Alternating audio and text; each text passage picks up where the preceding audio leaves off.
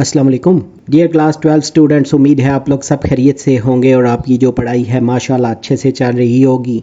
इस बुक से रिलेटेड मज़ीद वीडियोस या नोट्स की ज़रूरत हो तो चैनल पे इसकी प्लेलिस्ट मौजूद है। इसके अलावा वीडियो की डिस्क्रिप्शन में भी प्लेलिस्ट का लिंक जो है वो दिया गया है।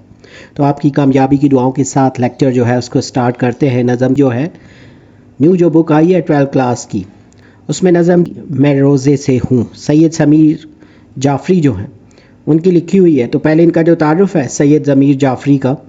पैदाइश और इब्तदाई तालीम जो है सैयद ज़मीर जाफ़री 1912 में झेलम के गांव चक अब्दुल्ला में पैदा हुए। इब्तदाई तालीम अपने आबाई इलाके से हासिल की। आला तालीम जो है उन्होंने इस्लामिया कॉलेज लाहौर से आला तालीम हासिल की, जिसने उनकी अदबी शख्सियत की बुनियाद रखी। सहाफ़ती कैरियर जो है मुलाजमत का आगाज़ सहाफ़त से किया और कई अखबारात मसलन अखबार और बेगमान जो है से वाबस्ता रहे। फिर शायरी का आगाज़ जो है अवाइल उम्र से शायरी का शौक़ था और स्कूल के ज़माने से ही शेर कहना शुरू कर दिया था। मज़ाहिया शायरी सैयद ज़मीर जाफ़री का सबसे नुमायाँ पहलू इनकी मज़ाहिया शायरी है, जिसमें रोज़मर्रा के वाक़यात को दिलचस्प अंदाज में बयान किया।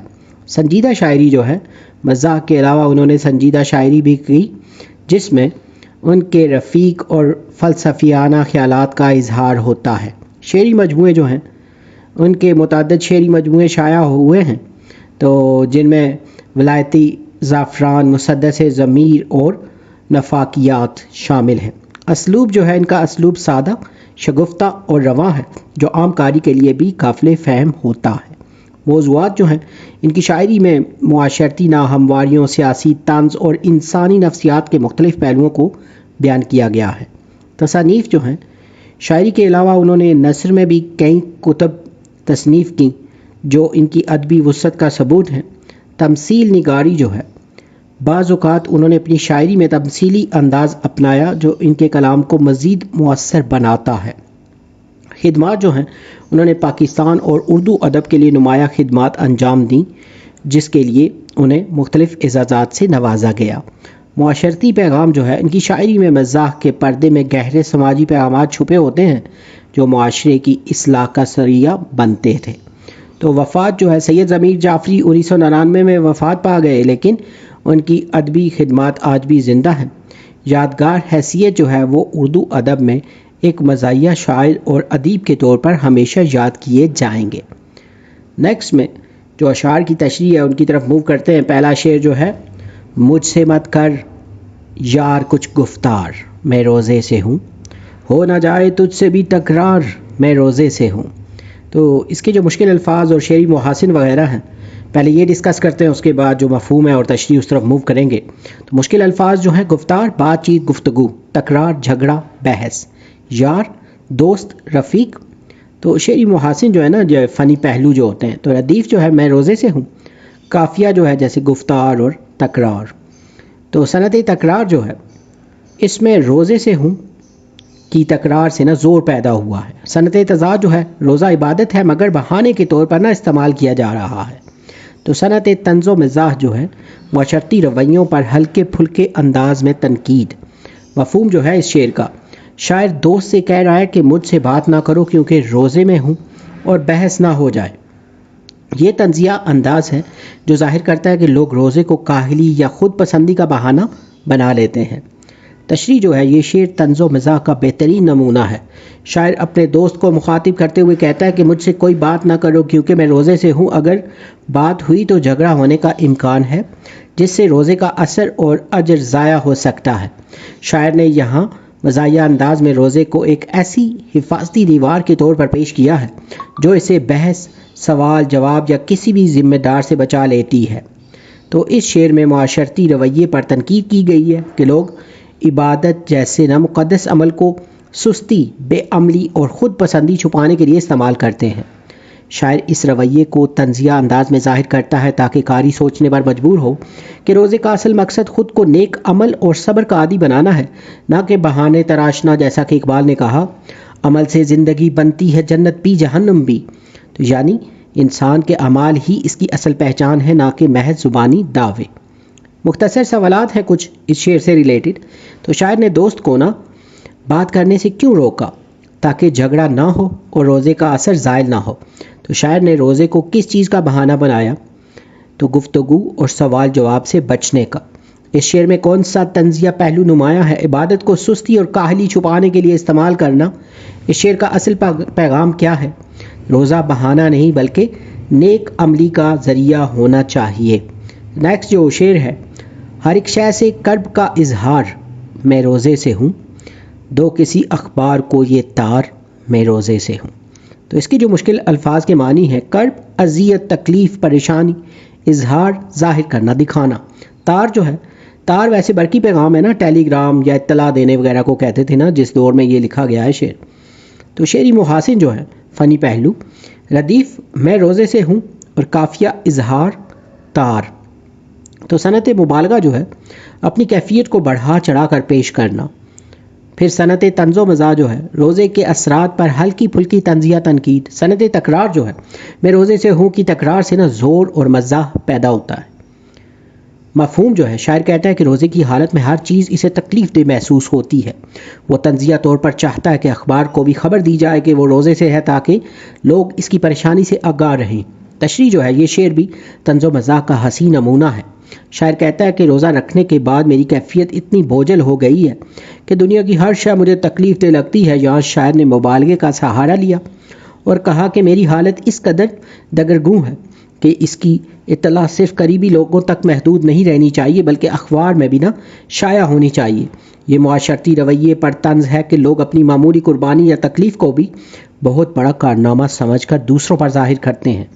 گویا شاعر بتا رہا ہے کہ روزہ عبادت ہے، شور مچانے یا دکھاوے کا ذریعہ نہیں۔ جیسا کہ اکبر الہ آبادی نے کہا، کھایا پیا ہضم کیا، روزہ بھی رکھا خوب۔ یعنی کچھ لوگ عبادت کو بھی نا نمود و نمائش کے طور پر پیش کرتے ہیں جبکہ اصل مقصد صبر اور ضبط نفس ہے۔ اس سے ریلیٹڈ کچھ کوشچن جو ہے نا، مختصر سوالات۔ کرب کا اظہار سے شاعر کی کیا مراد ہے؟ روزے کی حالت میں نا ہر شے کو تکلیف دہ محسوس کرنا۔ شاعر اخبار کو تار دینے کا کیوں کہتا ہے؟ تو تاکہ اپنی حالت زار کو مزاحیہ انداز میں اہم خبر بنا سکے۔ اس شعر میں کون سی صنعت نمایاں ہے؟ تو صنعت مبالغہ اور صنعت طنز و مزاح دونوں جو ہیں وہ نمایاں ہیں۔ شاعر اس شعر سے کیا پیغام دینا چاہتا ہے؟ عبادت دکھاوے کے لیے نہیں بلکہ صبر اور ضبط نفس کے لیے ہے۔ نیکسٹ جو شعر ہے، میرا روزہ ایک بڑا احسان ہے لوگوں کے سر، مجھ کو ڈالو موتیے کے ہار میں روزے سے ہوں۔ اس کے جو مشکل الفاظ ہیں نا، احسان نیکی، بڑا فائدہ دینا، موتیے کے ہار خوشبودار سفید پھولوں کے ہار نا، اعزاز یا مبارکباد دینا، پھر سر اوپر ذمہ داری یا حق میں نا، پھر شعری محاسن جو ہیں، ردیف جو ہے میں روزے سے ہوں اور قافیہ ہار۔ تو صنعت طنز و مزاح جو ہے نا، عبادت کو فخریہ بیان کرنے والوں پر نا تنقید۔ صنعت مبالغہ جو ہے، روزے کو عظیم احسان بنا کر پیش کرنا۔ صنعت تضاد جو ہے، روزے کی روحانی انکساری کے مقابل خود پسندی ظاہر کرنا۔ مفہوم جو ہے، شاعر طنزاً کہتا ہے نا کہ میں روزہ رکھ کر گویا سب پر بڑا احسان کر رہا ہوں۔ وہ چاہتا ہے کہ لوگ اس کو موتیے کے ہار پہنا کر اس کے روزے کی تعریف کریں۔ تو تشریح جو ہے، یہ شعر بھی طنز و مزاح کا شاندار نمونہ ہے۔ شاعر کہتا ہے کہ میرا روزہ رکھنا ایسا ہے جیسے میں نے پوری دنیا پر کوئی عظیم احسان کر دیا ہو، لہٰذا لوگ میرا شکریہ ادا کریں اور مجھے موتیے کے ہار پہنائیں۔ اس میں شاعر نے ان لوگوں پر تنقید کی ہے جو عبادات کو خلوص کی بجائے شہرت اور نمود و نمائش کا ذریعہ بنا لیتے ہیں۔ اصل میں روزہ انسان کو عاجزی، صبر اور نیک عملی کی طرف لے جانے کے لیے ہے، نہ کہ فخر اور غرور کا ذریعہ۔ تو جیسے کہ علامہ اقبال نے کہا تھا، یہ شہادت گہے الفت میں قدم رکھنا ہے، یعنی عبادت اور قربانی کا اصل مقصد اپنے نفس کو دبانا ہے، نہ کہ اپنی نیکی کا اعلان کرنا۔ تو اس شعر میں شاعر بتاتا ہے نا کہ ایسے رویے سے عبادت کا تقدس مجروح ہو جاتا ہے۔ تو اس شعر سے ریلیٹڈ کچھ جو مختصر سوالات ہیں، شاعر روزہ رکھنے کو احسان کیوں سمجھتا ہے؟ طنزیہ طور پر وہ روزے کو ایسا عمل ظاہر کرتا ہے جیسے سب پر اس نے نیکی کر دی ہو۔ موتیے کے ہار سے کیا مراد ہے؟ اپنے عمل پر نا ستائش اور تعریف کا طلبگار ہونا۔ اس شعر میں کون سی صنعتیں نمایاں ہیں؟ صنعت طنز و مزاح اور مبالغہ دونوں نمایاں ہیں۔ اس شعر کا اصل پیغام کیا ہے؟ عبادت دکھاوے کے لیے نہیں بلکہ خلوص نیت کے لیے ہونی چاہیے۔ نیکسٹ جو شعر ہے، میں نے ہر فائل کی دمچی پہ یہ مصرع لکھ دیا، کام ہو سکتا نہیں سرکار، میں روزے سے ہوں۔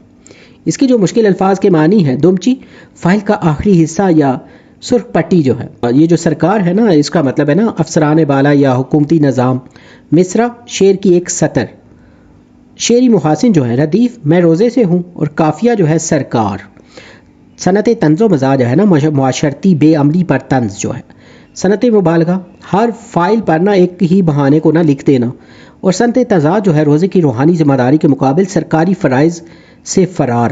مفہوم جو ہے، شاعر کہتا ہے کہ اس نے ہر سرکاری فائل پر لکھ دیا کہ وہ روزے سے ہے، اس لیے کوئی کام ممکن نہیں۔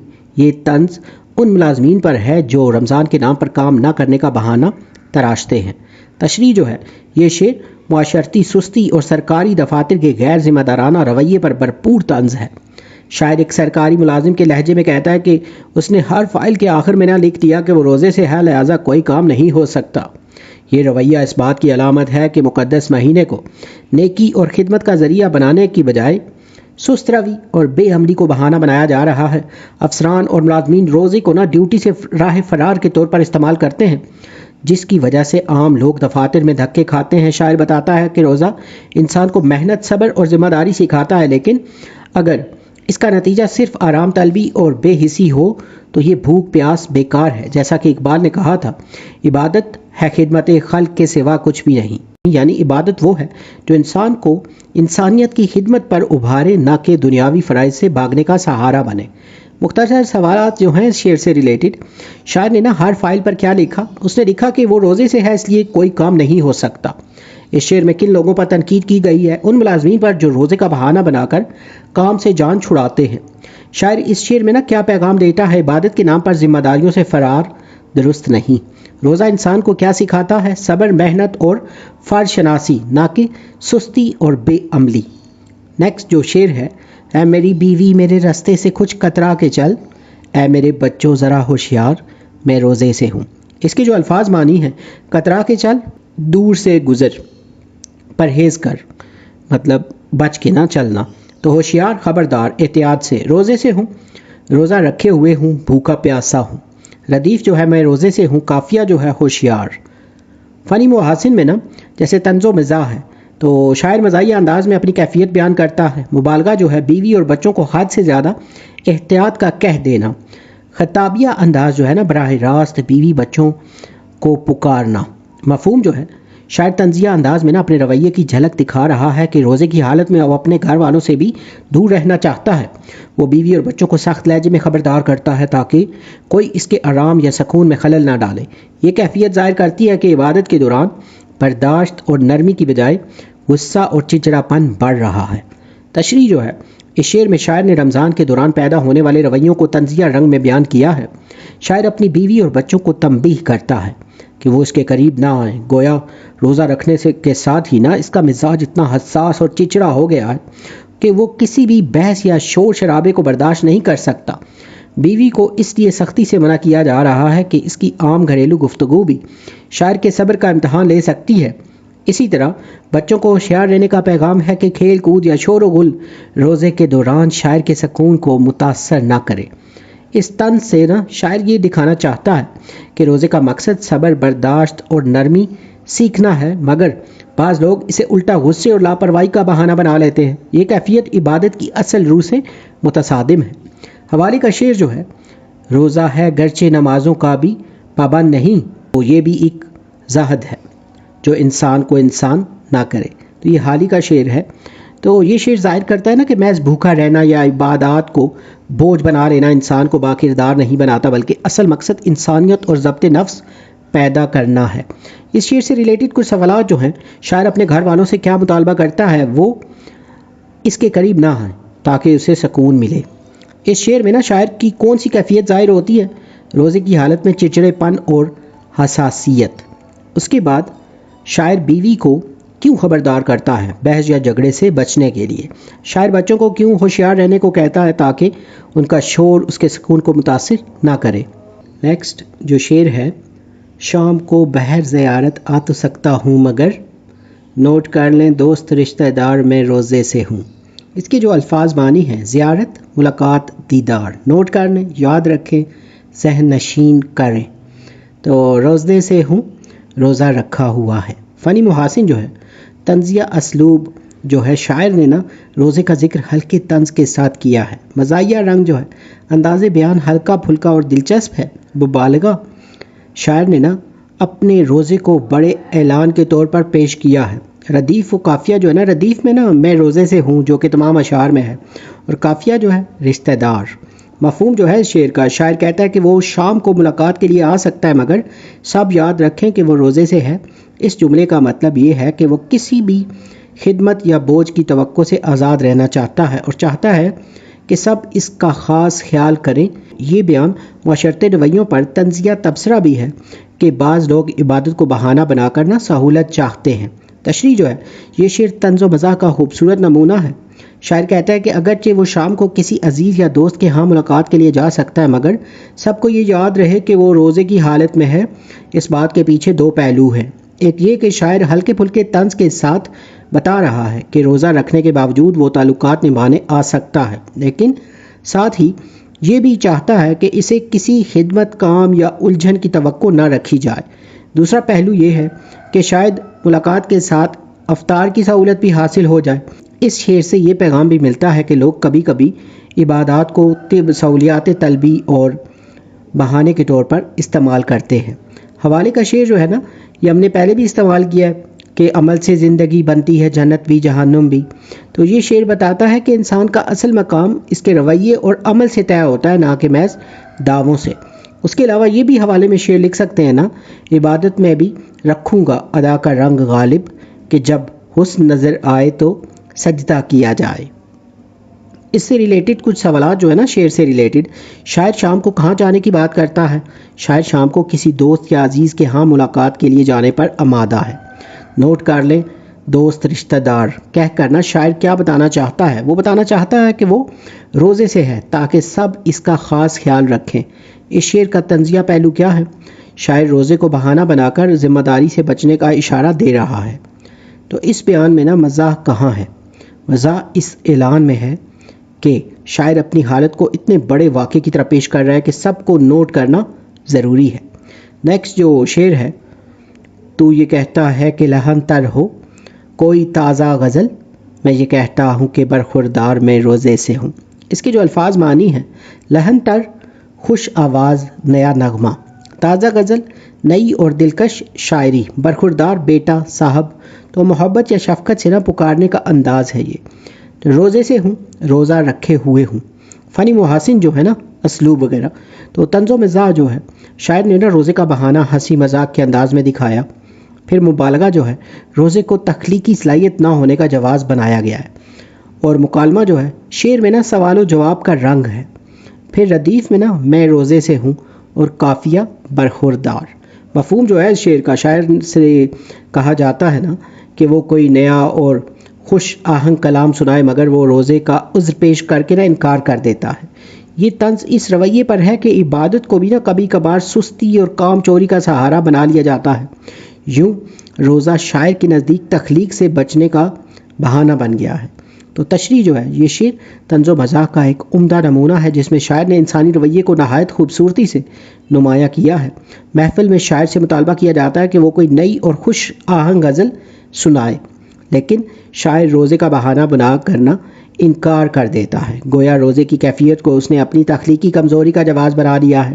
یہ رویہ اس بات کی علامت ہے کہ کبھی کبھی عبادت کو بھی ذمہ داری سے بچنے کا ہیلہ بنا لیا جاتا ہے۔ شاعر نے ظریفانہ طور پر دکھایا ہے کہ یہ عبادات روحانیت کے بغیر رسمی رہ جائیں گی تو وہ انسان کو نا فعال بنانے کی بجائے کاہلی کی سند بن جاتی ہیں۔ حوالے کے شعر جو ہیں، عبادت بھی ہے ایک رسم فقط رہ گئی ہے، تو یہ حالی کا، پھر کاہلی سے کم نہیں کوئی مصیبت اے دوست، یہ ذوق کا ہے۔ تو یہ دونوں اشعار نا جو مصرے ہیں ان کے، اس رویے پر طنز ہیں کہ جب دین اور عبادت جذبے اور عمل سے خالی ہو جائے تو محض رسمی فعل بن کر رہ جاتی ہے۔ سوال جواب جو ہیں کچھ شارٹس کوسچن جو اس شعر سے ریلیٹڈ، مخاطب شاعر سے کیا چاہتا ہے؟ تو وہ چاہتا ہے کہ شاعر کوئی نیا اور خوش آہنگ کلام سنائے تاکہ محفل میں لطف بڑھ جائے۔ تو شاعر اس مطالبے کا کیا جواب دیتا ہے؟ شاعر روزے کا بہانہ بنا کر انکار کر دیتا ہے اور کہتا ہے کہ وہ اس حالت میں نا شعر نہیں کہہ سکتا۔ تو اس شعر کا طنزیہ پہلو کیا ہے؟ روزے کو عبادت کی بجائے سستی اور کام چوری کا بہانہ بنا دینا۔ شاعر کا اصل پیغام کیا ہے؟ مذہبی عبادات کو روحانیت اور عمل کے ساتھ اپنانا چاہیے ورنہ یہ محض رسمی رہ جاتی ہیں۔ ایکسرسائز کی طرف موو کرتے ہیں۔ نظم کے متن کے مطابق درج ذیل سوالات کے مختصر جواب دینے ہیں۔ شاعر اپنے یار سے گفتار کیوں نہیں کرنا چاہتا؟ شاعر اپنے یار سے اس لیے گفتگو نہیں کرنا چاہتا کیونکہ وہ روزے سے ہے اور اسے ڈر ہے کہ کہیں بات چیت کے دوران بحث و تکرار نہ شروع ہو جائے۔ شاعر اخبار کو کیا تار دینے کا آرزو مند ہے؟ شاعر اخبار کو یہ تار یعنی پیغام دینے کا آرزو مند ہے کہ تمام لوگوں کو پتہ چل جائے کہ وہ شاعر یعنی جو ہے آج روزے سے ہے۔ شاعر روزہ رکھ کر کس پر احسان جتا رہا ہے؟ شاعر روزہ رکھ کر لوگوں پر اپنا احسان جتا رہا ہے۔ شاعر نے ہر فائل کی دمچی پر کیا مصرع لکھ دیا ہے؟ شاعر نے ہر فائل کے اوپر یہ مصرع لکھ دیا ہے، کام ہو سکتا نہیں سرکار میں روزے سے ہوں۔ شاعر کا روزہ دیکھ کر بیوی بچوں کے ساتھ کیسا معاملہ ہے؟ شاعر روزے کی وجہ سے چڑچڑا ہو رہا ہے، وہ اپنی بیوی کو اپنے راستے سے ہٹنے کا کہتا ہے اور بچوں کو ہوشیار رہنے کی تاکید کرتا ہے کہ وہ اس کے قریب نہ آئیں۔ نظم کے متن کے مطابق درست جواب کا انتخاب کرنا ہے۔ سید ضمیر جعفری کی شاعری مزاحیہ۔ نظم میں روزے سے ہوں کی حیت قطع بند۔ شاعر یار سے بات کرتے ہوئے کس بات سے ڈرتا ہے؟ تکرار سے۔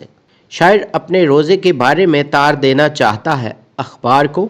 شاعر چاہتا ہے کہ اسے ہار ڈالے جائیں موتیے کے۔ شاعر نے ہار فائل کی دمچی پر لکھ دیا ہے مصرع۔ درج ذیل الفاظ کو اس طرح جملوں میں استعمال کریں کہ ان کی تذکیر و تانیث واضح ہو جائے۔ گفتار تانیث مطلب مؤنث، اس کی گفتار بہت شیریں ہے۔ تکرار تانیث ہے یعنی مؤنث، معمولی بات پر ان کے درمیان تکرار ہو گئی۔ کرب تذکیر یعنی مذکر، مریض شدید کرب میں مبتلا تھا۔ اخبار تذکیر، آج کا اخبار میز پر رکھا ہے۔ اظہار تذکیر، اس نے اپنی خوشی کا اظہار کیا۔ تار تذکیر، علی نے دفتر کو تار بھیجا۔ دمچی، یہ فائل کی دمچی میلی ہے۔ ہار تذکیر، دولہے کے گلے میں پھولوں کا ہار ہے۔ فائل تانیث، دفتر کی فائل گم ہو گئی ہے۔ سرکار تانیث، موجودہ سرکار عوام کی بھلائی کے لیے کام کر رہی ہے۔ زیارت تانیث، ہم نے مزار کی زیارت کی۔ شاعر نے اس نظم میں طنز و مزاح کے جو پہلو اختیار کیے ان کی وضاحت کرنی ہے۔ شاعر نے معاشرے کے اس منفی رویے پر طنز کیا ہے جہاں انسان روزہ رکھ کر خود کو VIP سمجھنے لگتا ہے۔ روزے کی تشہیر کرنا یہ ایک پہلو ہو سکتا ہے، اخبار میں تار دینا۔ دوسرا پہلو، روزے کا بہانہ بنا کر سرکاری کام سے جی چرانا، فائل پر مصرع لکھنا۔ تیسرا پہلو، گھر والوں یعنی بیوی بچوں پر روب جھاڑنا اور غصہ کرنا۔ شاعر نے بہت خوبصورتی سے دکھایا ہے کہ روزہ انسان کو نرم مزاج بنانے کی بجائے کتنا مغرور اور کام چور بنا دیتا ہے۔